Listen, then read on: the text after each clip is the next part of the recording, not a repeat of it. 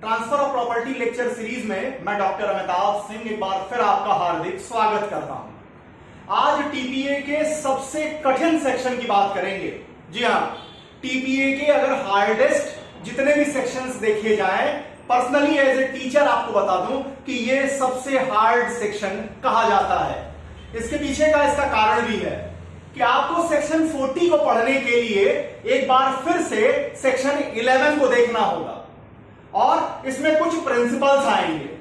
Section 40 के अपने इस लेक्चर में जिसका हेड है burden of obligation imposing restriction on use of land. अब यहां पर हम ये देखेंगे कि आखिर इंट्रोडक्शन क्या है और कैसे ये कोरिलेट करता है सेक्शन 11 के साथ। फिर बात उठेगी सेक्शन 40 को आपको दो पार्ट में डिवाइड करना होगा। पहला पार्ट आएगा सेक्शन 40 क्लॉज 1 का, जो कहेगा covenant attach with the land. अब पहला प्रश्न जो आपके दिमाग में उठेगा कि कोवेनेंट किसे कहते हैं। अब कोवेनेंट को डिस्कस करते हुए यहां पर आएंगे जस्टिस फेयरवेल, जो रोजर के केस में डिस्कस करेंगे इंग्रेडिएंट्स को कि आखिर कोवेनेंट कहते किसे हैं। इसके बाद देश के हर ऑब्जेक्टिव एग्जामिनेशन में जो लॉ से रिलेटेड है, जहां टीपीए एक पेपर है, वहां एक केस आपने सबसे ज्यादा सुनी होगी। उस केस का नाम है टल्क वर्सेस मोक्सहे। इस टल्क वर्सेस मोक्सहे के केस में आखिर इसके फैक्ट क्या थे और कैसे लॉर्ड जस्टिस कॉटनहैम ने इस कॉन्सेप्ट में बिना अंदर गए प्लांटिफ को रेमेडी प्रोवाइड की थी। तब टल्क वर्सेस मोक्सहे के केस के बाद तीसरी जो इंपॉर्टेंट केस आएगी वो होगी Heywood versus Brunswick permanent benefit building society की। और यहां जस्टिस बैठेंगे Lord justice cotton. Lord justice cotton ये समझाने का प्रयास करेंगे कि आखिर कोवेनेंट कितने तरीके के होते हैं। यहां पर देखेंगे कि कोवेनेंट लॉर्ड जस्टिस कॉटन कह रहे हैं 3 तरह के होते हैं। पहला पर्सनल कोवेनेंट, जिसको आप एग्जीक्यूट नहीं करा सकते हैं। दूसरा, जहां ट्रांसफरर पूरी प्रॉपर्टी को ही ट्रांसफर कर देता है फिर भी कुछ ना कुछ कोवेनेंट लगा देता है, वो भी आगे एग्जीक्यूट नहीं कराया जा सकता, इन्फोर्स नहीं कराए जा सकते हैं। तीसरा आता है जहां प्रॉपर्टी का ट्रांसफरर प्रॉपर्टी के एक पोर्शन को अपने लिए रिजर्व कर लेता है, बचा लेता है। अब ऐसे सर्कमस्टांसेस में लॉर्ड जस्टिस कॉटन का कहना है अगर कोवेनेंट रिस्ट्रिक्टिव है, निगेटिव है, तब तो अप्लाई होगी, लेकिन अगर पॉजिटिव इन नेचर है तो उसको भी आप इन्फोर्स नहीं करा सकते। फिर प्रश्न उठेगा कि आखिर पॉजिटिव कोवेनेंट किसे कहते हैं और फिर बाद में निगेटिव कोवेनेंट किसे कहते हैं। कैसे पहचानेंगे कि यह कोवेनेंट पॉजिटिव है या यह कोवेनेंट निगेटिव है। बड़ा आसान सा एक रास्ता आपके सामने रखूंगा। फिर इसके बाद आएंगे सेक्शन 40 क्लॉज 1, जो इसी कॉन्सेप्ट को भारत में इन्फोर्स कर रहा है, आखिर कहना क्या चाहता है। अब इसके बाद देखेंगे सेक्शन 40 क्लॉज 2 को, जो कि कॉन्ट्रेक्चुअल ऑब्लिगेशन की बात करेगा। अब कॉन्ट्रेक्चुअल ऑब्लिगेशन में कैसे सेक्शन 40 क्लॉज 2 आएगा यह डिस्कस करेंगे। सेक्शन 40 के साथ एक इलस्ट्रेशन दी गई है।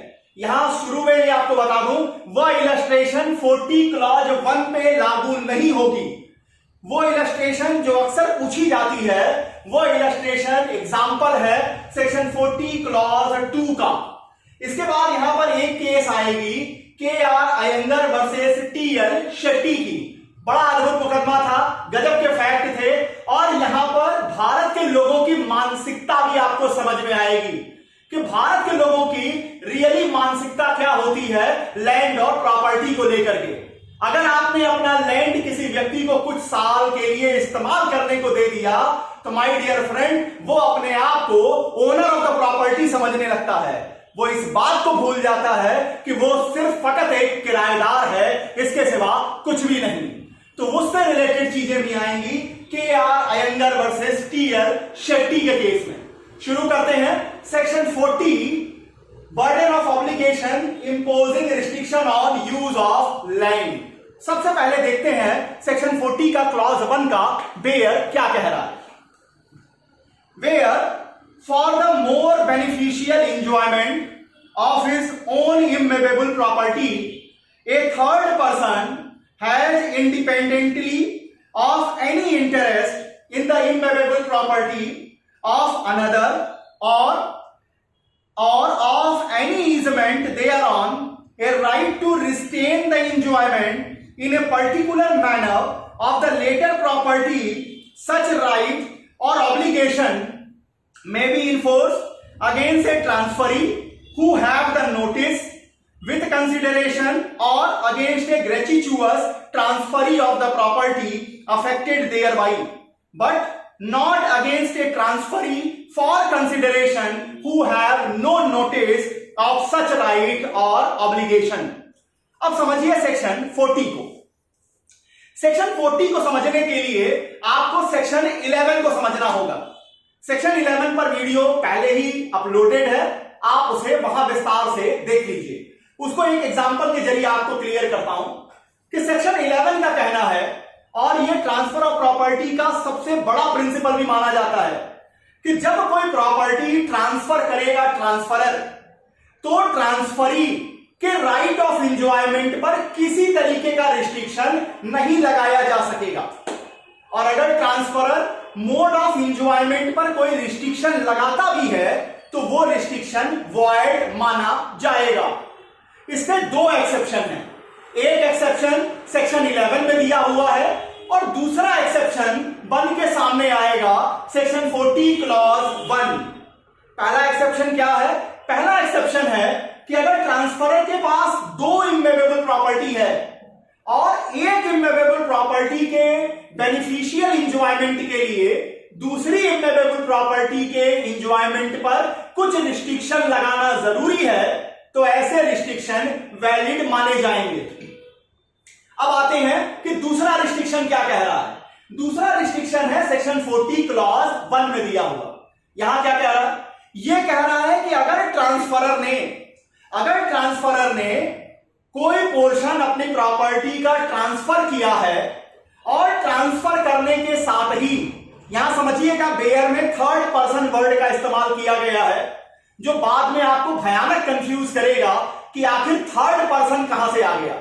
तो शुरुआत में क्लियर कर दूं कि जब आप अपनी प्रॉपर्टी को ट्रांसफर कर देते हैं, जिस पोर्शन को आप ट्रांसफर कर देंगे, उस ट्रांसफर किए हुए पोर्शन के लिए आप भी अब ओनर नहीं होंगे, आप भी थर्ड पर्सन माने जाएंगे।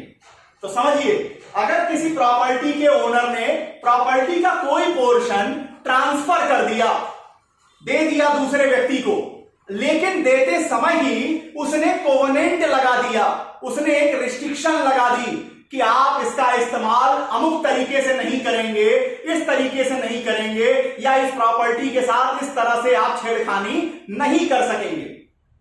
अब सेक्शन 40 क्लॉज 1 का कहना है कि ये जो रिस्ट्रिक्शन लगाया गया है, ये ट्रांसफरी के खिलाफ भी इन्फोर्स होगा, उसके सक्सेसर के खिलाफ भी इन्फोर्स होगा, उसकी असाइनी के खिलाफ भी इन्फोर्स होगा, और बाद में अगर कोई और ट्रांसफरी सब्सिक्वेंट ट्रांसफरी बन के आ रहा है, तो भले ही वो ग्रेचुइटस ट्रांसफर ले रहा है, गिफ्ट ले रहा है, उसके खिलाफ भी लागू होगा। और अगर वो विथ कंसिडरेशन ट्रांसफरी बन रहा है और उसे ऐसे कोवेनेंट की जानकारी है, तो उस व्यक्ति, उस ट्रांसफरी के खिलाफ भी सेक्शन 40 क्लॉज 1 में जो रिस्ट्रिक्शन लगाई थी ओरिजिनल ट्रांसफरर ने, वो लागू की जाएगी। इसका सिर्फ एक एक्सेप्शन है कि जब subsequent transferee with consideration property ले रहा है, लेकिन उसे पहले के एग्रीमेंट, पहले के कोवेनेंट के बारे में कोई जानकारी नहीं है, तभी जो है उसकी जान बच सकती है। अब प्रश्न, अब इसकी एनालिसिस देखते हैं। पहली चीज आती है कि कोवेनेंट किसे कहते हैं। अब कोवेनेंट को समझिए, कोई भी एग्रीमेंट जो इन राइटिंग है, कोई भी agreement in writing which imposes a obligation upon a person is called as covenant. Covenant किसे कहेंगे? कोवेनेंट कहने का मतलब कि दो व्यक्तियों के बीच में किया गया एग्रीमेंट एक कोवेनेंट के रूप में होगा अगर उस एग्रीमेंट जो इन राइटिंग में है वो किसी एक व्यक्ति के ऊपर ऑब्लिगेशन क्रिएट करे। अब समझिए, लॉ का एक सेट प्रिंसिपल है कि कि सारे ऑब्लिगेशन पर्सनल इन नेचर माने जाते हैं, लेकिन इसके दो एक्सेप्शन हैं। पहला एक्सेप्शन है लीज, जब आप अपने जमीन का पट्टा करते हैं। नंबर सेकंड, जब आप कोई कोवेनेंट लगाते हैं जो कि लैंड के साथ अटैच होती है, जो उस लैंड के साथ मूव करती है, तो वो कोवेनेंट भी सेक्शन 40 क्लॉज 1 कवर कर रहा है। लीज वाला कोवेनेंट आपने सेक्शन 11 के एक्सेप्शन में देखा है। अब यहां उसको और विस्तार से देखने के लिए आप transfer of property lecture series में चले जाएं, वहां सेक्शन 11 देख लीजिए। अब आते हैं कि आखिर कोवेनेंट का मतलब क्या। यह क्लियर है कि कोई भी एग्रीमेंट जिसमें जो राइटिंग में है और किसी व्यक्ति पर ऑब्लिगेशन क्रिएट करता है, वो कोवेनेंट के रूप में माना जाएगा। अब आते हैं रोजर के केस के ऊपर। रोजर के केस में लॉर्ड जस्टिस फेयरवेल बैठे थे। अब रोजर के केस में हुआ क्या? रोजर के केस में यहां ये कहा, जस्टिस फेयरवेल ने यह कहा कि कैरेक्टरिस्टिक ऑफ कोवेनेंट क्या है कि जो रिस्ट्रिक्शन इंपोज की जा रही है वो शुरुआत से होनी चाहिए। मतलब जिस दिन वो पहली बार आप ट्रांसफर कर रहे हैं उस समय ही आपको ये रिस्ट्रिक्शन लगानी चाहिए। नंबर सेकंड कह रहा है कि ये रिस्ट्रिक्शन उस लैंड से अटैच होनी चाहिए, उस लैंड से इसको अटैच होना चाहिए, वो उस लैंड के इस्तेमाल से जुड़ा होना चाहिए, और जिस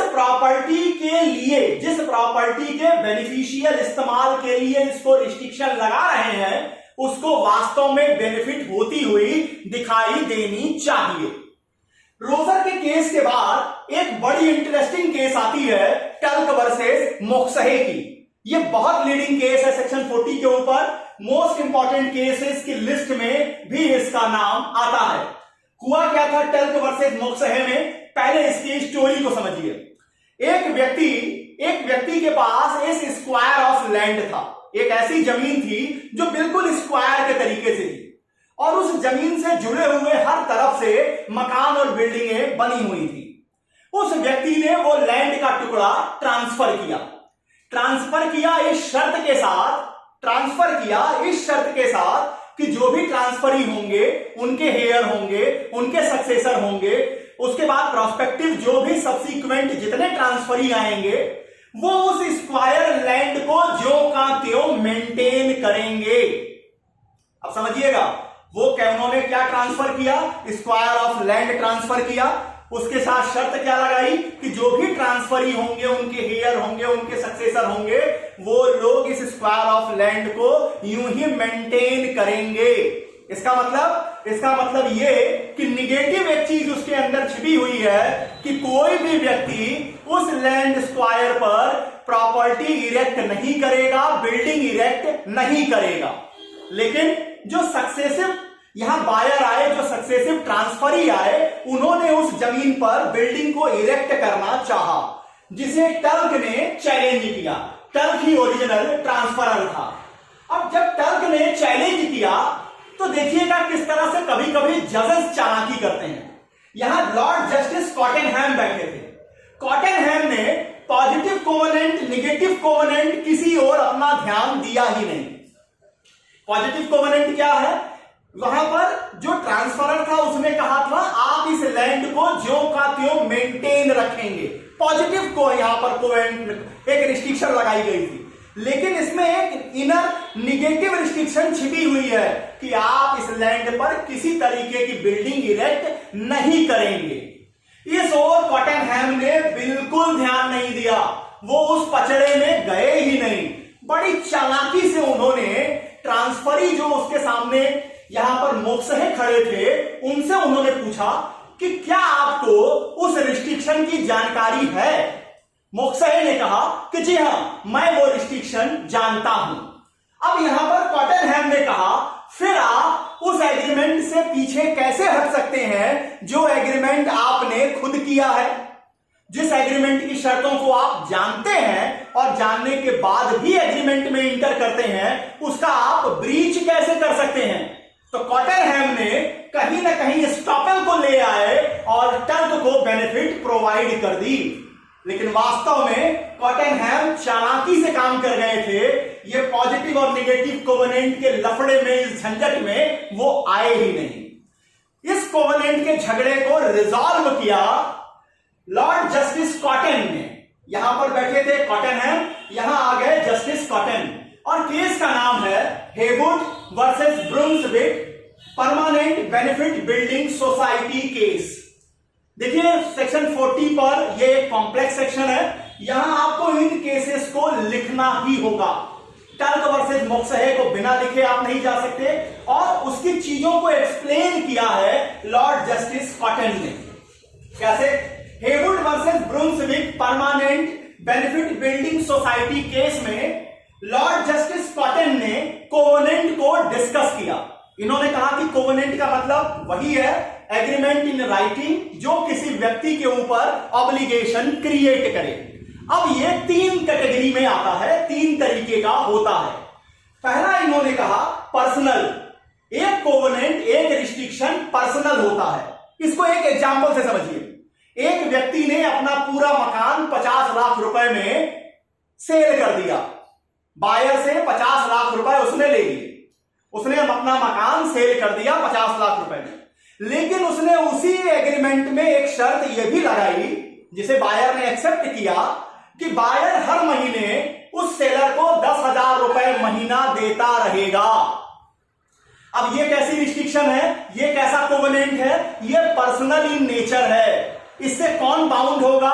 इससे केवल प्रिविटी ऑफ कॉन्ट्रैक्ट का सहारा लीजिए तो वही 2 व्यक्ति बाउंड होंगे जिन्होंने एग्रीमेंट किया है। अब अगर ट्रांसफरी इस प्रॉपर्टी को रीट्रांसफर कर दे तो क्या जो सब्सिक्वेंट ट्रांसफरी होंगे, क्या उसके जो हेयर होंगे, क्या उसके जो एसाइनी होंगे, उनके खिलाफ भी उस एग्रीमेंट का, उस रिस्ट्रिक्शन का इस्तेमाल ट्रांसफरर कर सकेगा? यहां पर लॉर्ड जस्टिस कॉटन कहते हैं आप इसका इस्तेमाल नहीं कर सकेंगे। क्यों? क्योंकि ये पर्सनल इन नेचर है। अब आते हैं सेकेंड कैटेगरी के कोवेनेंट पर। सेकेंड कैटेगरी के कोवेनेंट को लॉर्ड जस्टिस कॉटन एक्सप्लेन कर रहे हैं।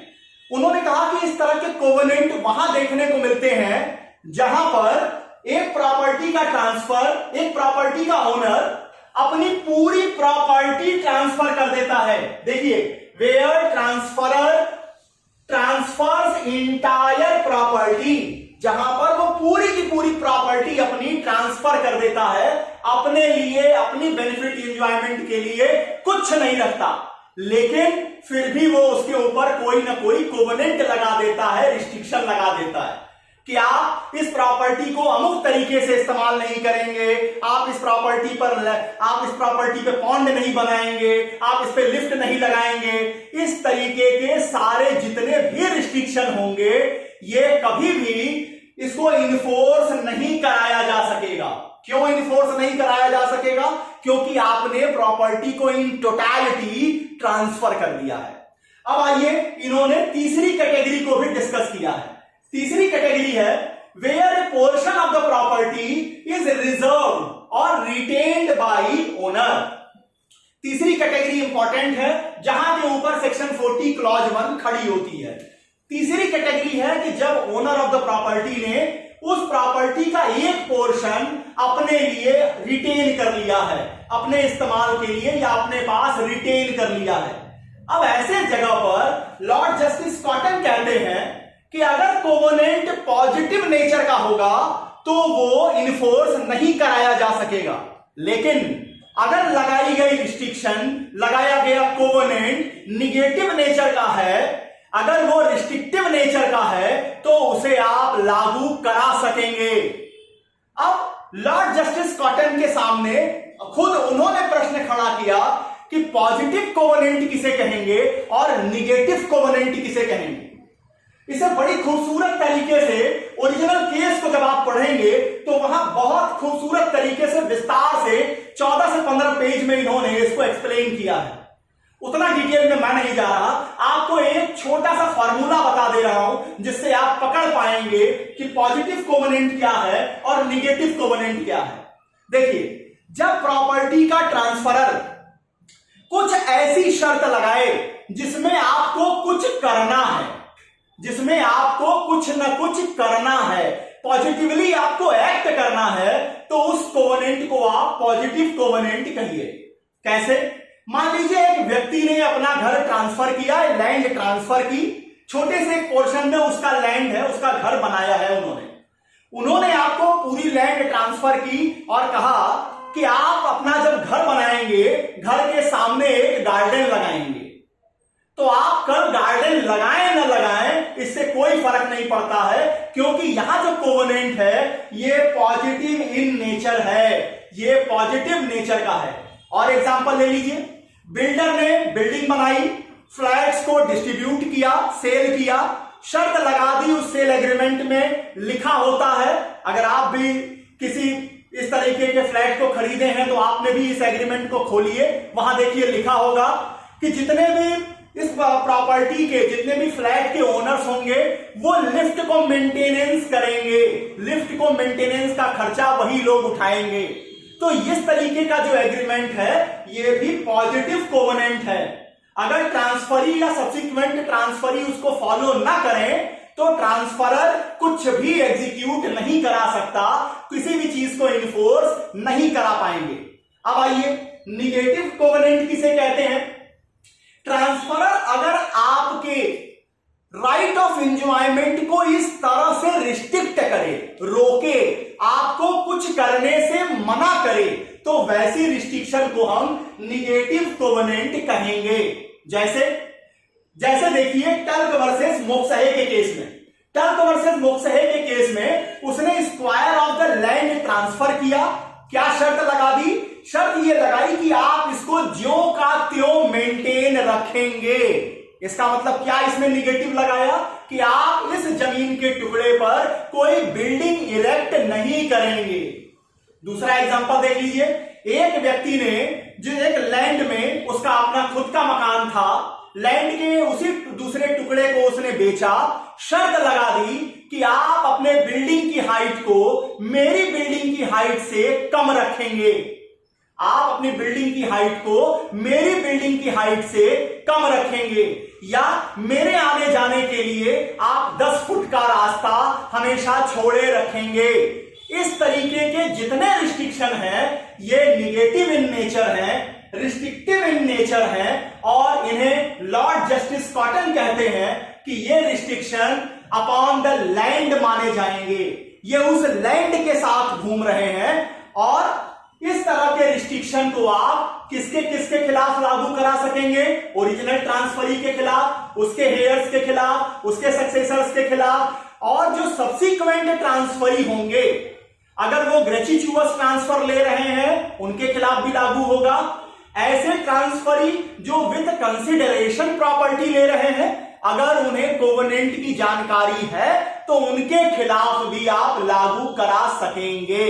लेकिन आप ऐसे ट्रांसफरी के खिलाफ कोवेनेंट लागू नहीं करा पाएंगे जिन्होंने प्रॉपर्टी विद कंसिडरेशन ली है और उनको उस कोवेनेंट के बारे में कोई जानकारी नहीं है।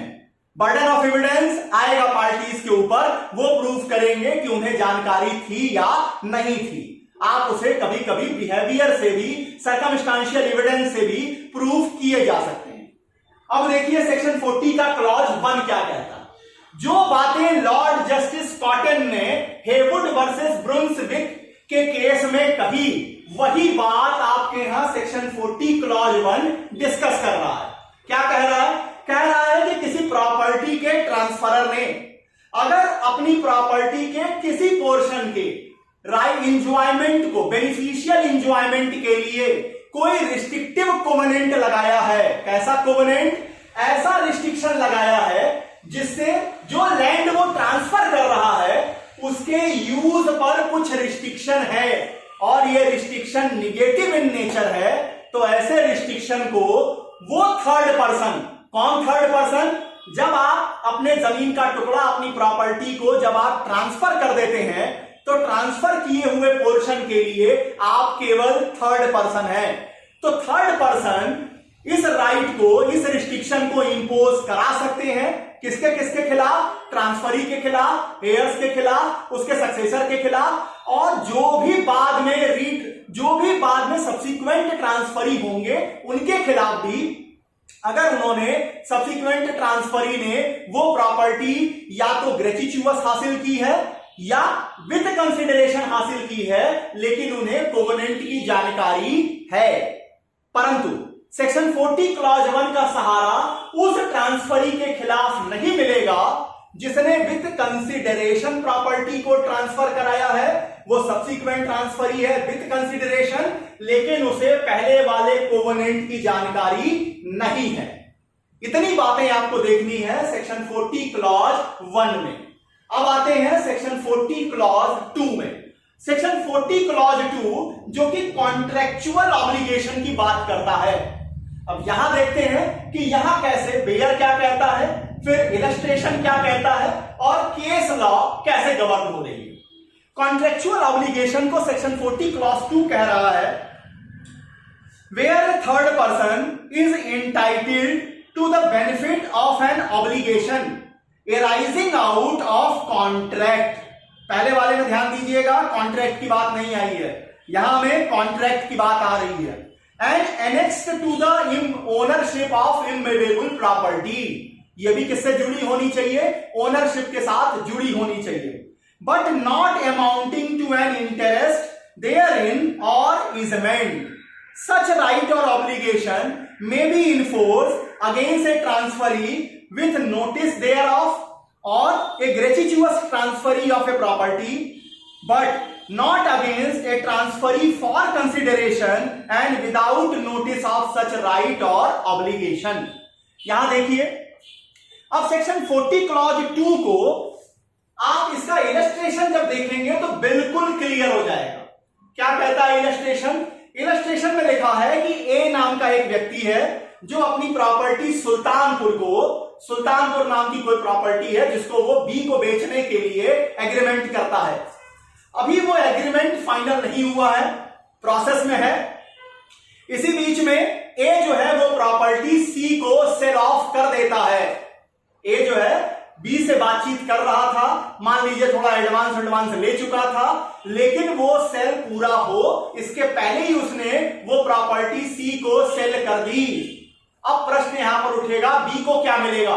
तो बी जो है वो सेक्शन 40 क्लॉज 2 का कॉन्ट्रेक्चुअल ऑब्लिगेशन का सहारा ले सकेगा।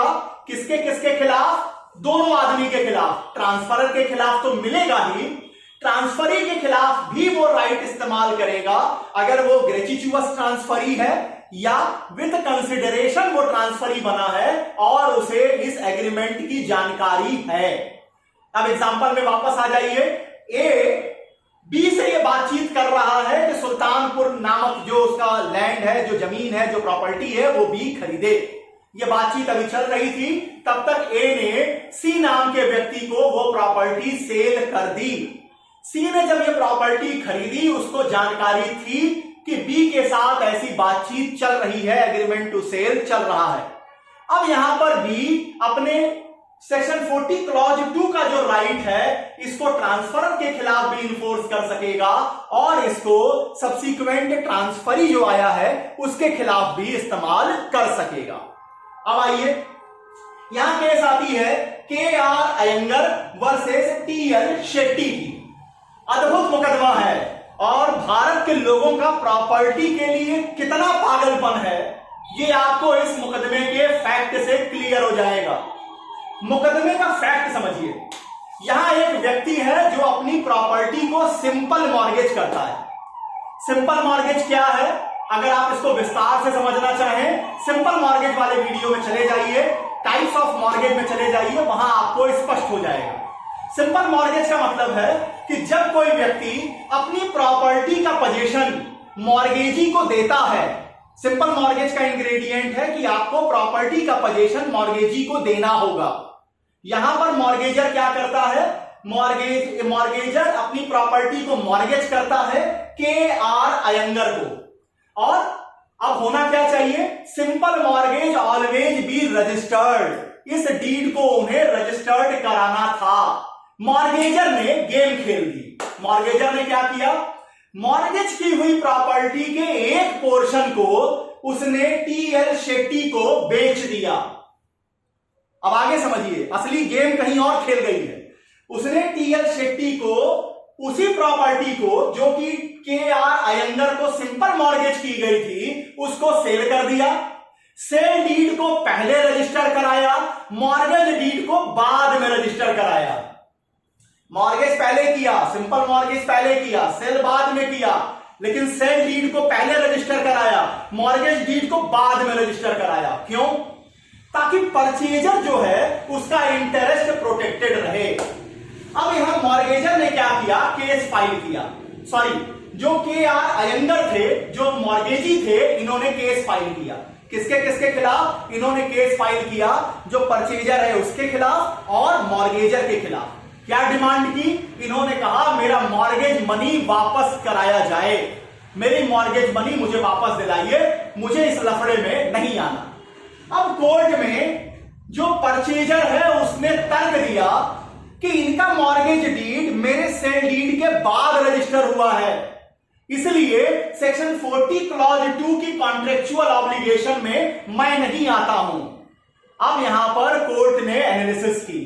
कोर्ट ने कहा कि पहली बात समझिए, सिंपल मॉर्गेज में प्रॉपर्टी का पोजीशन दे दिया जाता है, और जब प्रॉपर्टी के पोजीशन में केआर अयंगर आ गए थे, तब क्या आप इतने बेवकूफ परचेजर हैं कि आप बिना प्रॉपर्टी को विजिट किए, और जैसे ही कोई भी व्यक्ति प्रॉपर्टी को विजिट करता उसको यह समझ में आ जाता कि एक्स की जगह वाई पोजीशन में आ चुका है, तो क्या वो ये प्रश्न नहीं पूछता कि एक्स की जगह वाई क्यों आ गया है?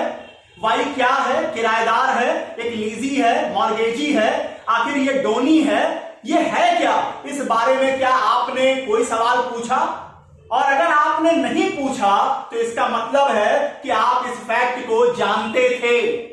फिर आगे कोर्ट एक्सप्लेन करती है कि जब हम मॉर्गेज की बात करते हैं तो mortgage is not मियर A obligation, mortgage creates a right in the property. Mortgage जो होता है वो मॉर्गेजी के फेवर में एक राइट क्रिएट करता है इमूवेबल प्रॉपर्टी में। वो कौन से राइट है? वो राइट होता है फोरक्लोजर का, वो राइट होता है इस प्रॉपर्टी को सेल कराने का।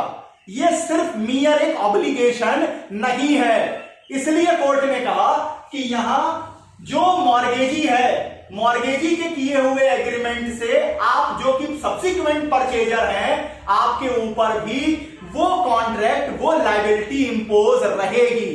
आप सेक्शन 40 क्लॉज 2 का सहारा नहीं ले सकते हैं।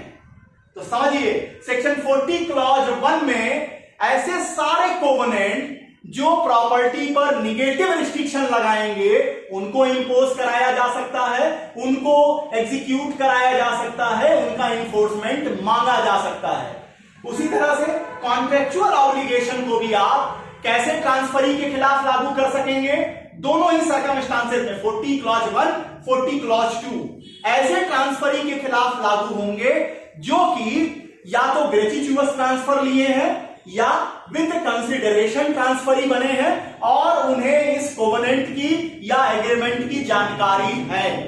लेकिन अगर वो विद कंसिडरेशन ट्रांसफरी है और उन्हें ऐसे कोवेनेंट की या ऐसे कॉन्ट्रैक्ट की जानकारी ही नहीं है, ऐसे व्यक्ति के खिलाफ आप सेक्शन 40 का इस्तेमाल नहीं कर पाएंगे।